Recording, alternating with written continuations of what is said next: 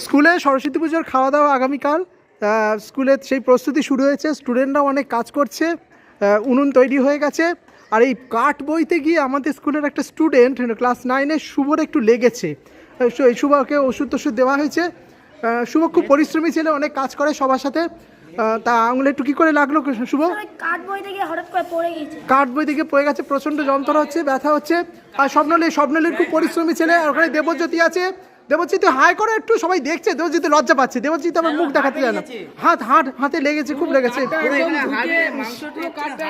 ইস বাবা, কি কষ্ট। মানে ঠিক আছে, আস্তে আস্তে আজকে বিশ্রাম নাও, কালকে আসতে হবে না স্কুলে, বিশ্রাম নাও। ও কালকে আবার খাওয়া দাওয়া আছে, ঠিক আছে, কালকে অবশ্যই আসতে হবে।